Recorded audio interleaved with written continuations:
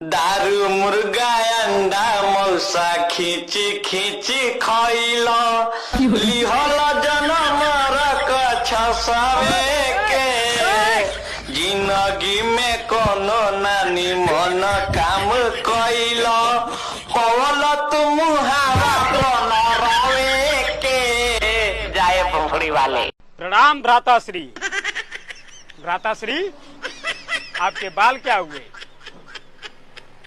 क्या बड़े पिताजी नहीं रहे? इतना बड़ा छल, वो भी लावणासुर के साथ, आपने मुझे ज्ञात तक नहीं किया। क्यों बड़े भैया, क्यों आपने मेरे साथ ऐसा क्यों किया?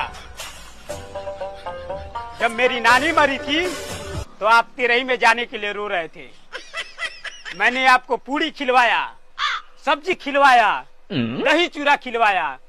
बुनिया के लिए भी रो रहे थे, मैंने आपको बुनिया दिलवाया।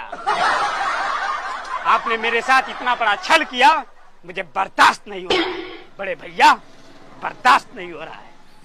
हमारा खाना था तो मुंह बांध दिए, और अपना खिलाना है तो दांत चियार रहे हैं।